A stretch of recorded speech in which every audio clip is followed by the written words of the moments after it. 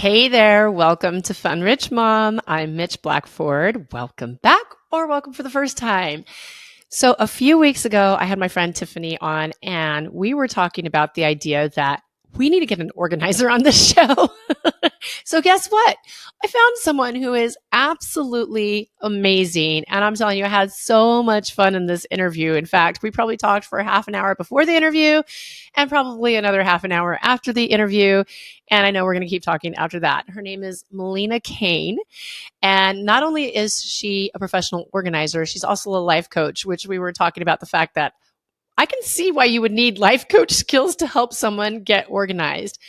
She really dives into the fact that it's not a one size fits all for organization. And in fact, she has a quiz that gives you what your personality type when it comes to your organizational skills. And so I took the quiz and we were talking about the differences of just my organization versus my husband's organization and how that can really affect the overall success of what you're doing in your house. So she's got some great information. You're going to want to write down some notes. You're going to want to take that quiz, which is in the show notes. And I'm telling you, it's going to take a load off when you start to realize you don't have to be a certain way in order to have the house the way that you want it. So with that, let's get started.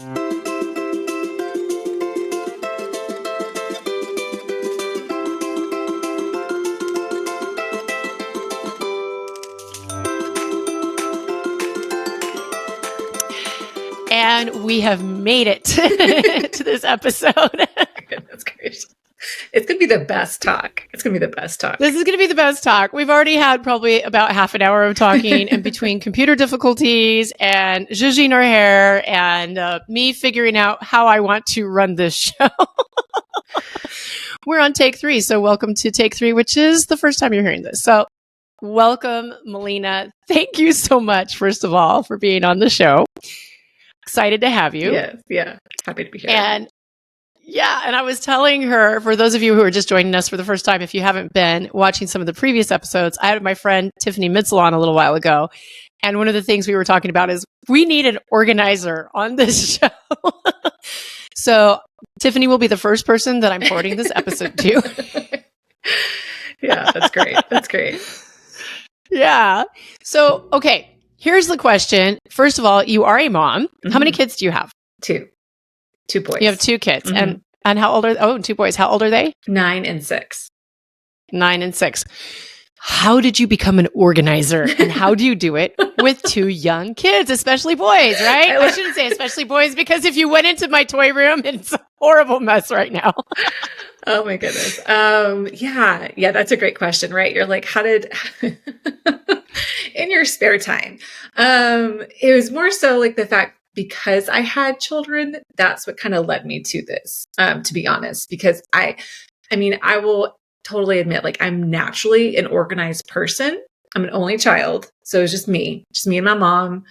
I was the only one that ever made messes, right? If there was a mess, it was just me. Yeah. So, but when I became a mom, like I was a full-time working mom initially. So here's like the progression: full-time working mom, then I was a stay-at-home mom, then I was a homeschool mom, and now an entrepreneur mom. So, but when I was in that place of full-time working mom, first child, no idea what I'm doing. Little to no community, just because Did you not get the manual? I didn't. Did no one send you the manual? It never came in. I'm still waiting for it. Thanks. Yeah. No, they just sent me off with the baby from the hospital. Like, good luck to you. Godspeed. Yeah.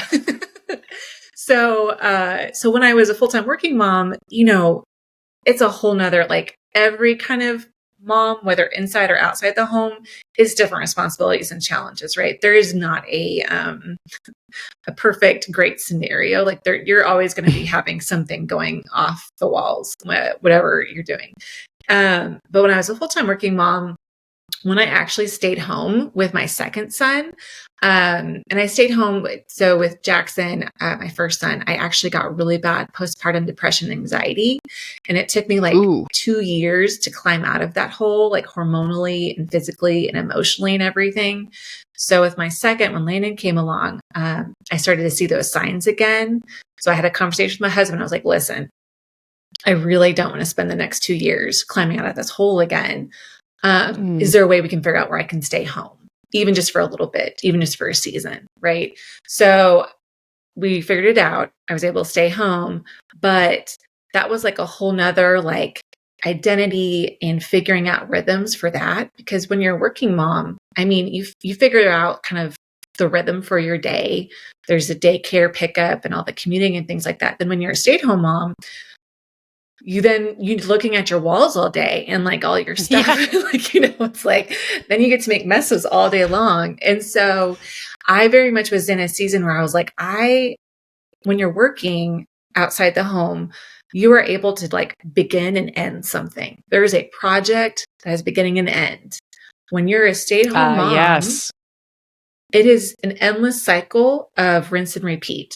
There's rarely where you're like, I actually like finished something today and I don't have to do it again tomorrow, right? I mean, that's just motherhood in general. But like, so like when you're a stay-at-home mom, you just rarely finish anything. It's just there's always these different tasks that there's just always on your list, right? So you never get that beginning and end. I tell people this funny story. Like at one point, it was one evening, my husband found me downstairs. I was painting our accent wall in our playroom, and he just kind of walked over. He's like, "What are you? This is like 9:00 at night." He's like, "What are you doing?" I was like, "I just need to see something finished today, so I'm gonna keep." Painting this wall. I wanted to paint it back to the rest of the house colors, right? 90s aren't in anymore. And so I was like, I'm just wanting to paint this wall. And he just slowly backed away because I was like, I'm not going to ask you to help. I'm just going to be here. And I just need something tangibly to be finished for my day, because otherwise, like just tomorrow, the dishes and the diapers and all the things are going to come in. So long story short, it just kind of developed from there. I discovered minimalism, which that is a loaded word for a lot of people. Yes.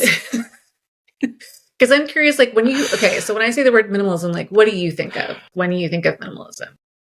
I love that you asked me that, because that's actually something I was going to ask you. Like, what does minimalism mean? Because that's something where you read it and you see it. And I don't know, my first expectations of minimalism, or I should say my first like physical emotional hit is bare walls, nothing, like the chair, a couch, super simple, nothing on the counters. And it's just kind of barren. And that's definitely not my style. Like, it's just kind of like, well, I need something. And I'm not, was the maximalist. Mm-hmm, like, I don't like a ton of stuff. In fact, I don't like clutter. Clutter kind of bothers me. And I do like things to be clean and simple. Mm-hmm. And I still want to have those mementos and some, like some decor and where it feels homey. Yeah. And I think, like I said, I wanted to ask you what that means, because I think so many people feel like minimalism has to be that bare bones. Like, I only have 3 outfits. I do the laundry every second day. No. Yeah. So that was kind of my impression. But what is minimalism then? Yeah. So, okay. So for me, when I discovered minimalism, like, yes, like there's people have different definitions about minimalism depending on who you're talking to. So for me, when I think about minimalism, like I think about what I've taken from it, what I've adopted is what matters most to you. What matters most to you in your home. So that to me looks like, okay, what matters most to me in my home is I want it to feel cozy, warm, and welcoming and tidy. Like that's what feels like for minimalism for me. Does that mean less stuff? Yes, because that usually translates to more time and energy that you get back in your day. But it does not mean for me like white, stark, museum-like feel, because that's not a home, right? Like for us as moms, like we want our home to just like, we want to feel like we can relax in our home and not feel like we're always having to be like a hummingbird, like doing all of the things, like the dishes, the clothes, the toys and stuff like that. So it's like finding the balance between all of those is like, okay, I don't want to see so much clutter or feel overwhelmed by all the things, because I think for moms, it's very easy when we look or walk around like our home, we just start thinking of like all the things that we have to do. It's like, there's that pile of shoes. I got to figure that out. Or there's the jackets. I got to put those away. Or there's the laundry. Gosh, it's been there for like 5 days now. Okay, I need to put that away. So it's just like you just start literally walking around your home, which should be a place where you feel comfort and safety, and you just start like this list of things. So for me, minimalism means like you are in your home, you're focused on what matters most to you in your home, and that doesn't mean a perfect home. Like, it doesn't mean a perfect home because that's just impossible. Like, there's just not enough hours in the day to just make it look perfect, Instagram worthy, like all the time. It's meant to be messy. Like it is. It's meant to be messy. But for me, it's like, okay, it can absolutely get messy depending on like what's important to you in that day. Like if it's like you're on the baseball fields with your kids for 6 hours on a Saturday, like I don't expect you to come home and then your house look like perfect. It's like, well, things didn't get touched today because it was more important for us to be out like on the field supporting our kids. That's okay. Like don't come home and like beat yourself up that the house doesn't look, ready and presentable for a party. It's like, well, we just focused on something else today. That meant more to us than getting the laundry and the dishes done. So I don't know if it helps a little bit kind of paint the picture of what at least that means to me and what I try to definitely like give moms permission to kind of embrace more. So like less perfect, more kind of more like perfect for your family, if that makes sense.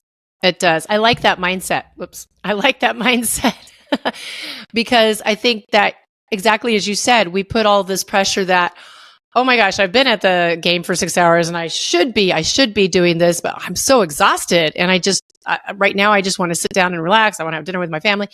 And instead of just enjoying the moment and being present in the moment for what your family is needing and where you need to be, your mind is just like, oh, you didn't do this. I have a little monster on my head that talks to me. You should be. Yes. Yeah. Yeah. We all have those. You should have been doing the dishes or you should be picking up. Yeah, exactly. And I feel very much like you. Like there was a while where I was a super perfectionist about my house. I mean, like you could eat off the floors type deal, and especially when I had my first child, it was like, oh, she's on the floor crawling. I can't have anything on the floor. And then after a while, it was just like, oh, you know what? It is what it is. My house is tidy enough. There's a couple of things that, like I'll vacuum my couches because I have 4 animals and a velvet couch. So it just sucks anything that walks by. Like, this is my couch. Hi. Oh, come here. Let me grab onto you. And so that's my deal. I was like, okay, let me vacuum my couch. That makes me good because I know when I sit down, I'm not going to have fur all over my butt. And then usually the floors. And as long as that's done, we usually keep everything pretty tidy. Other than that, it's like, that can wait. We're doing school, we homeschool, so the table's going to have all this stuff on it because we're in the middle of school, and that's okay. We'll clean it up for dinner, whatnot, but you just got to let go of someone's coming over. Oh my gosh, I got to vacuum. I got to have this perfect. I got to have this perfect. Like, no, they live life too. They get it, Right. 100%. So it just takes off that pressure. Yeah. Mm-hmm. I love what you're saying about that. Yeah. And I love your definition of minimalism and that it doesn't have to be this museum like quality. No. Cause I mean, that doesn't feel like home to me.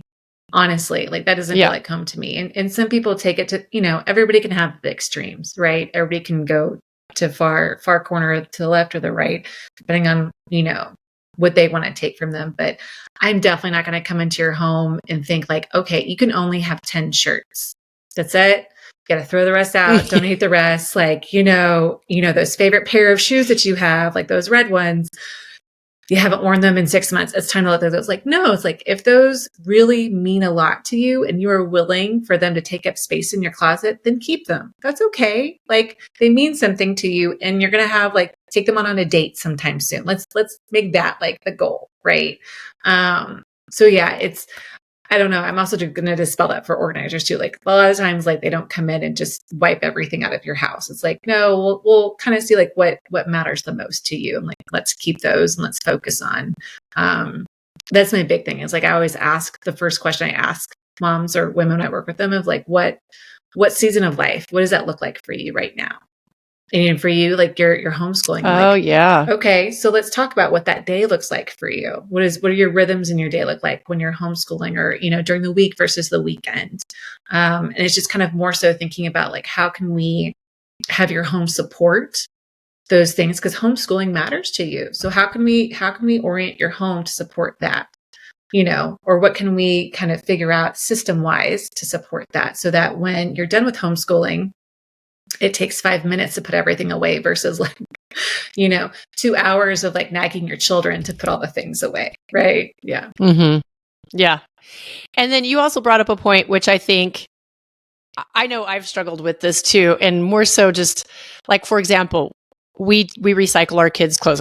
Our kids' clothes, but their toys as well. So we'll go through and it's okay, we need to make space because we're getting a little too much clutter here. You guys aren't playing with half of the stuff.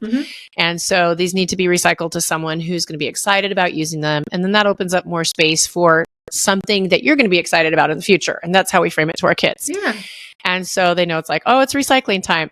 And then you come across the toy that has been stuffed and shoved down at the bottom of the drawer or under the bed, but grandma gave it to them, or uncle or auntie or this. And you're like, okay, how do we let go of that? What would you walk someone through that process? Okay, I want to get rid of it because it hasn't seen the light of day for 3 years. And I also know it means something to my kid, and I don't want to offend the person that gave it to us. Yeah, I think that's a great How question. would you handle that? So for me, it's kind of asking okay, so what does this mean to you? Is it actually mean something to you? Is it something that you want to keep? If it is, then great. But are you keeping it for the right reasons? Are you keeping it because you feel the guilt that you should be keeping it? Or are you keeping it because you actually do love it and you'll play with it, or you're using it, or you want it up on your mantle or something like that, right? There's a difference. So if you're keeping it for guilt, then we need to unpack that. Be okay, so what about that is making you feel guilty? Is it because you'll never use it? If it's just a toy specifically, okay, do you think now that you have found it from underneath the couch, we can have a little trial period. It's we've missed it. That happens all the time with my children. They'll discover something. I'm I know, isn't it cool? Now we got fresh toys. Right. But you can have a trial period. Okay, so we found this. Let's see if we like it, if we enjoy it. If not, or if for sure they got it, they've never played with it. It just stayed in the box the whole time. They had no interest in it. Be okay. Your grandmother, your uncle, your cousin, your friend, they gifted that to you. Honestly, that was something it was a gift to you. It wasn't, there's never any of that emotions. They wouldn't give that to you thinking we want you to feel guilty. Right. They're not going to give you something and think well, I'm gifting this to you. I want you to hold on to guilt with this, or I want this to really mess up your house. Or I want to make this a lot of effort for you to keep up with. They're never gifting you that. We never give anything, I don't think, with the intention of I want to make your life harder or more difficult. It's usually the opposite. I love that reframe. Yeah. So instead of thinking it that way, well, I don't want to hold on to this because I know grandma for sure doesn't want me to feel this way. She wouldn't want me to feel guilty or shamed, that we're not using it, or it's so much work to keep up with. Be the gift in itself was just in the giving. And so then hopefully that gives you the permission to release it and gift it to somebody else. Right. That's a really great way of looking at it, and also of sharing that information. Because I know that I've been there where I'm just I don't know, what do I do? Yeah. Well, it's typical. I mean, if you've got kids, you're always going to be getting stuff in your house that you may or may not want, or that your kids may or may not use. Thank you for the good intentions. Yes, exactly. Here. Yes, exactly. Yeah. And that's what it is. It's the best intentions, And so it's they're trying to bless you. You're thank you for that. I receive it. And now it's mine, and I get to make the choice of whether we keep it, use it, or donate it. Awesome. That's a really great perspective. So when I was looking through your website, I loved this because, you just kind of lay out your story and you talk about the different points of organizing. And one of the things that you mentioned, which I know, but at the same time hadn't really thought of, and I'm oh, of course, this makes more sense, is the fact that you live in a house full of people and not everyone has the same style of organization. Can you explain a little bit more about that and how you handle that? Yeah. So I think this is a really cool tool. So there's there is an assessment for this, right? It's just 10 questions. Mitchie did it right before we jumped on. And so my philosophy is like everyone has 4 types of organizing. Like everyone's brain naturally organizes their stuff differently. You do it one way, your brain does it one way, your husband probably does it another way, and your children do it another way. Depending on the ages, usually children fall into this one bucket for most of the time. As they get older, again, the personality kind of comes out. And so that can kind of shift. You'll see how it changes. But one of the things that, with the best intentions, like the Home Edit, Marie Kondo, or all these different organizers, they are like, get these bins, use clear containers, make it a rainbow selection, all this kind of stuff, spend all this money and organize it this way. And a lot of times those systems don't work because you're not using it, you're not building it and making it unique to like how your brain naturally does it. It's the same thing like when we kind of set up your organizing system, like what kind of season of life you're in. If I just came into your home and I'm like, okay, I'm just going to make this choice for you of, it doesn't matter that you're a homeschool mom, or it doesn't matter how many kids that you have, or just you've got 4 pets. Like we're just going to do it this way. And good luck to you to organize it. That's kind of like what this happens if you don't know your organizing type, is you are adopting these systems that probably don't work for you. So it gets into this really like unfortunate cycle of like, I've done all this work, because it's a lot of work to create a system, to adopt a system. It's a lot of money, takes a lot of time. And then it works for like 2 days, or you can't get your husband and your children to like come on board to do it. Cause you're like, this is perfect for me. Why can't y'all do this too? Like, Get with the program. Come on. This is the missing link. It's like, the purpose is not to like, make your children go live in the backyard. Your husband like, that's not the purpose. Your room looks so perfect when you stay out there. Exactly. It's like, we'll pop a tent out. You'll be fine. Yeah. You just can't live here, right? Just gonna take a picture. So the organizing types are helpful. There's 4 of them, and they kind of fall into 2 separate buckets. So one bucket it's like the macro or micro. So that's what it looks like, is like, just kind of how it says. It's like you either, organize like in big kind of, containers, like big groups of things. Like for instance, in your pantry, macro and micro. So let's say you have a container that just has all the snacks in there. That's macro. Or micro would be like, you have all of the granola bars in one container, and you have all of the chips in another container. Some people get really even crazy. I know, because you're the precisionist.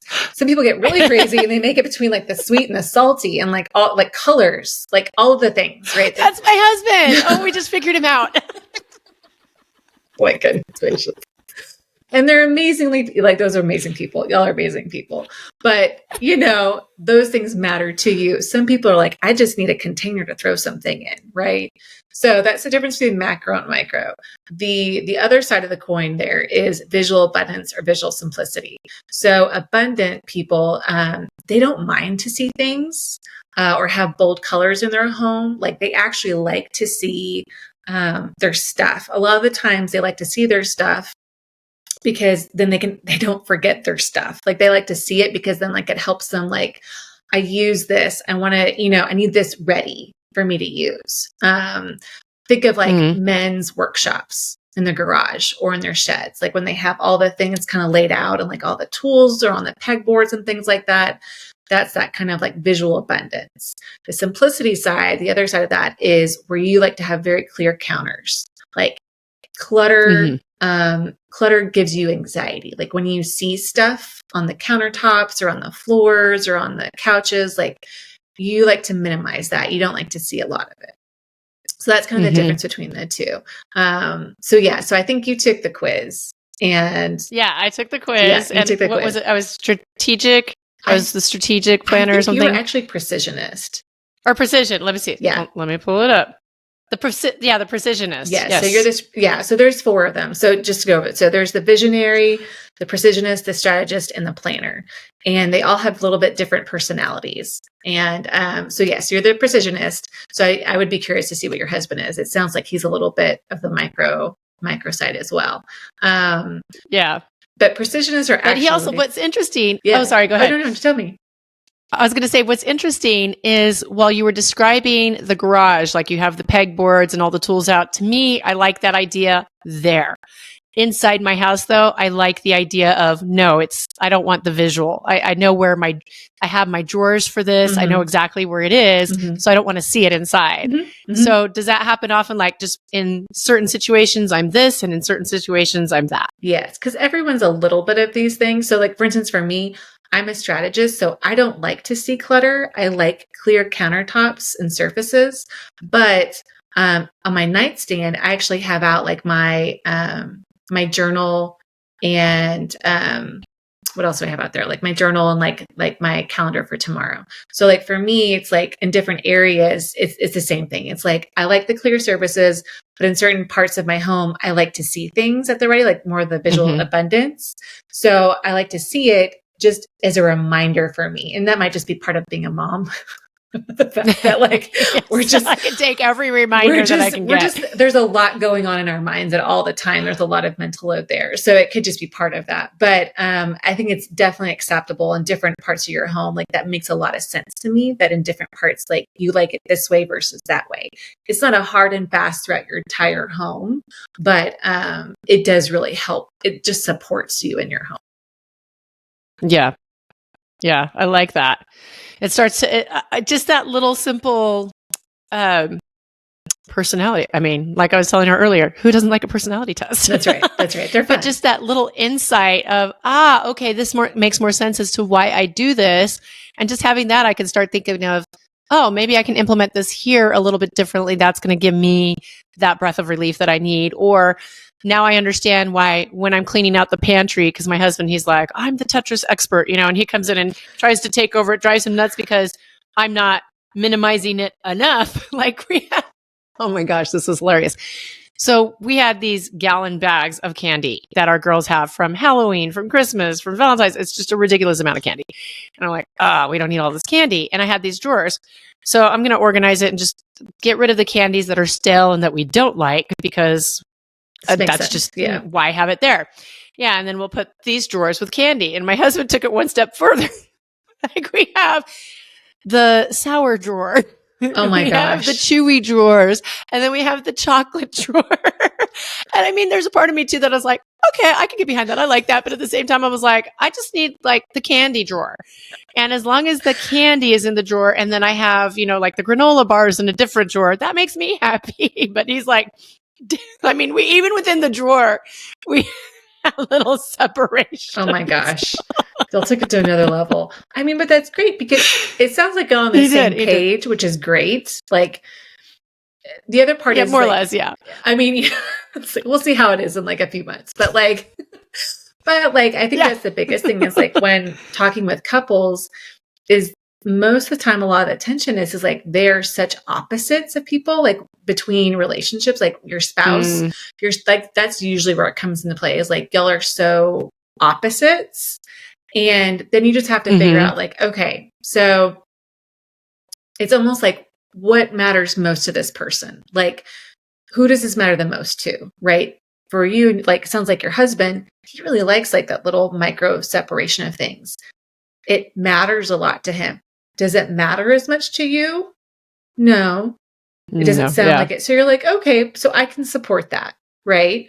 And it also just sounds like maybe in different areas, things matter more. Like I would take a guess that probably in your bathroom, you like things to be cleared off the surface. And so it's like, that matters a lot to you. Versus like, I hear a lot of spouses, like the men just like leave things out all the time, vice versa. Like it really doesn't, gender has nothing to do with it, honestly. Like some people like to have like leave everything out and some people don't at all. So it just depends. Yeah. Yeah. Oh, that's funny. Yeah, I know. I'm like, so I'm in my room. So I'm like, oh, my bathroom's right here. Actually, yeah, I would say that's one thing where it's fortunate that we both are, you're right. He's a little bit more detailed if he's going to actually do it, he'll get more detailed about it. Right. But overall, we both like the clear counters and that sort of thing. So that's really helpful. You're right. It does bring a lot of peace into our life because I'm not constantly like, oh, there's so much clutter that you're leaving around. Like, for example, I used to live with a friend And she liked the piles. She had piles everywhere, and there were her piles, and she knew what piles had what, right? Mm-hmm. And to me, I'm just looking at these piles like, why don't you put them away? They're just all over the place. But for her, that gave her emotional stability, or, the organization. For her, it worked. And so I can imagine if you're married and you're going through that process for a long time, it's like, just get rid of the piles. Well, the piles work for me. So having a knowledge of, well, this is the way this person organizes versus that. And then, hey, how can we come together and figure it out where it works for both of us is a huge deal. It is a huge deal. And we can go all sorts of different tangents on people's habits in their home and kind of the reasons behind they have like those habits. And it honestly just goes back to like, what's important in your home? How important is your marriage and peace in your marriage?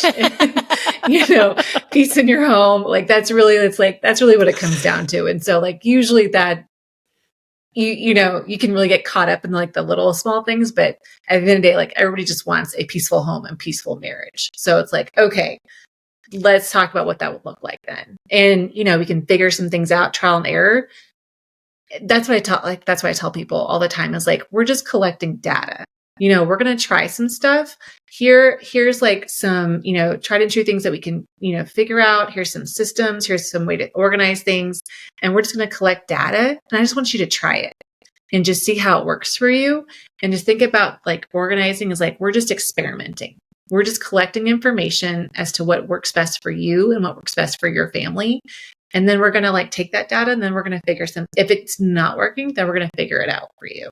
And I think that's I think it's one of the biggest challenges is a lot of people start doing the organizing and then it's like, it just doesn't work. And then they just quit. And they're like, well, that was fun. I just spent hours, days doing all of this. I'm just giving up now. That's cool. We're just going to live in this. We're just going to live in this until the kids leave the house. Yeah. It just is what it is. There's no getting over it. I like that. I think you just removed so much pressure from so many of us where we think like, well, I have to get it done. I have to get it, this way that Pinterest says, or the biggest craze, or the Marie Kondo, or this or this or that. And if it doesn't work, we think that we've failed and that we are just not an organized person. And I don't think that that's what the actual answer is. Like you're saying, it's like, no, that just wasn't the system that worked for you. You just need to find the system that works for you and your family. And then you'll find that you have success and that you can maintain that organization. Yeah. And organized looks different across different families, different people. Yes. Yeah. 100%. That really makes so much more sense. Yeah. Yeah. So what is it like to work with you? Does it have to be local where you're actually in their home? Can people work with you virtually? What is that process like? I do both. I do virtually and in person because understandably, I'm in Austin, so not everybody's going to be in Austin, right? So virtual or in person, the in person. So let's say somebody comes to me like, okay, I know like this resonates a lot with me. I know I need some help in some form or fashion. Now what? So it's like, okay, what we'll go through is first thing is like, we're going to figure out this, like the personality, like your organizing type. That's going to give me a lot of information. And we will sit down and kind of really talk about like what we have, Mitch, of like, what does your season of life look like right now? And what are like your top 3 priorities, like in your home? Like what are the top 3 things that you really want to like work on? And we'll figure that out. And then we'll be like, okay, so if that's the case, like virtually, I'll work with you for a whole month. You'll get basically 5 sessions with me and we'll work through a whole month. Oh, wow. Which is, it's amazing because it's like you basically have an organizer like in your back pocket. And we have this system, it's called like Voxer, which is like a walkie-talkie. So think about it. Like, let's say like you wanted to do like your children's, Voxer. You want to do your children's playroom. Like, okay, so Mitch, we'll meet. Yeah. We'll do like an hour consult. We'll talk about like your organizing type, your top 3 goals. Okay. So here's the strategy that I want you to implement for your playroom based on what you've told me so far. All right. Here's your action plan. Here's your calendar. I'm going to check in on you. And then you can Voxer me whenever you want to, when you come across like something that you're stuck on. Let's say you come across like, that toy grandma gave you and you're like, Melina, I don't know what to do with this. Like, I really would like to let it go, but I'm having a hard time. Can you walk me through this? Like, sure, no problem. And for every week, we'll work through a different place, like space in your home. And after a month, like you've taken care of three places in your home that you're like, I really would really like to do this. But I mean, as moms, like there's just life just happens. And so it's really helpful to have some accountability and somebody to like bounce ideas off with too, right? You're like, especially like going through closets. Closets are hard, like there's all sorts of emotions that come up with closets. There's all sorts of questions. Like a lot of the what ifs come up, a lot of the, like I paid a lot of money for this. What should I do with this? So there's a lot of questions that come up when it comes with closets and things like that. So that's the virtual piece of it. In person, you basically get me for at least 4 hours. So we'll have our consult, and then I'll be with you shoulder to shoulder, and we'll kind of work through a lot of those questions side by side as you're working through your stuff, and we'll tackle a space in an afternoon. So yeah, that's what those two processes look like. That's cool. That's cool. Yeah, and it's a lot of fun. Yeah, it's nice. And I like the accountability because sometimes it's just having that person that is, okay, did you do the thing? Or the bouncing ideas off of. Yeah. Because I know for me, I'm a verbal processor. I like to, hey, let's just chat this out. And half the time, as long as I just say it to someone, I don't even need the response. It's like, oh, okay, I got it now. Yes, 100%. I got it out of my head and someone heard me. I'm golden. Yes. Yeah. And I think it's also because I'm a verbal processor too. It's like you need to speak it out loud. And sometimes our husbands are really helpful, and sometimes they just look at you with a blank stare and they're like, whatever will get this, this will finish the conversation the quickest, or finish whatever it is that you're doing the fastest so that I can get my room back. Let's do that. Right. It's not always what you exactly need. So you can fox her and be like, all right, Melina, I just need to talk this out for a minute. Help me with this. Give me some permission. Give me some ideas. Or where can I donate this locally so that I feel better about releasing, our items out of our house. So, so it's really helpful. And, I don't know, it's fun because frankly, like at the end of the day, like I just want your home to support you and your family. Like that's really what the most important thing is. So again, like what I talked about earlier, you walk around your home all day, and as a mom, like there's always things that you're looking at, things that you're like, I'm needing to do this, or the projects that are left behind. And like what's great is like after a month or like an afternoon, we get to work together and like those things are done.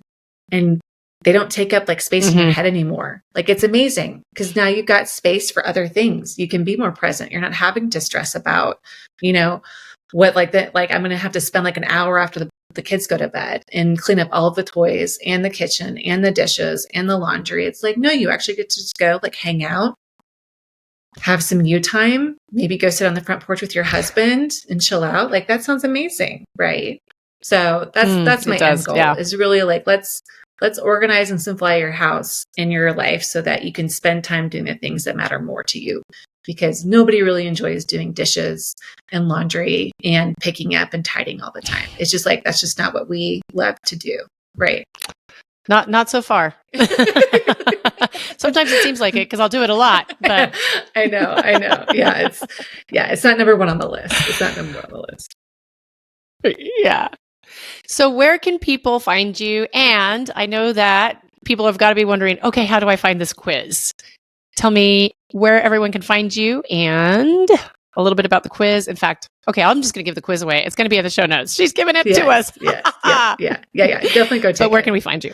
Yes. So you can find me, Melina Kane, coaching.com. So it's MELINA KANE coaching.com. I'm on LinkedIn, Melina Kane. I'm on Instagram at Cultivate Your Legacy. But honestly, like just shoot me a message in any of those places. I'd much rather connect with you that way than, on all the other different platforms and things like that. It's just much more fun. So, yep. Definitely. And also, if you have any specific questions, shoot them my way. Like that stuff's fun. So, love to hear from you. Very cool. And I highly recommend you take the quiz. It's super short. It just took maybe 5 minutes. And just that little insight right there while we were talking, I'm like, oh, okay. Wow. like I said, it just started generating all of these ideas for me. And like I was telling her, who doesn't love a personality quiz? Yeah. It's So super fun. that will be in the show notes. All of her links will be in the show notes. So make sure you're reaching out to her, check out her stuff.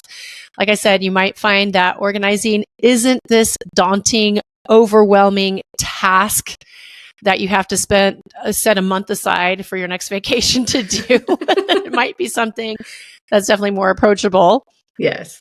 I know, sometimes you think you're like, oh my gosh, I'm going to need like 10 days just for this one space. Oh, no. But I don't think it needs to be that way. And obviously, yeah, you've walked us through a really great way of doing it. So yes. Thank you so much for all of this great info and the breakdown and the permissions and just redefining what organized means right there alone. I know I just felt some light air fill my lungs and a little bit of weight off of the chest there. So thank you for that. You're so welcome. I hope it's blessed your community for sure.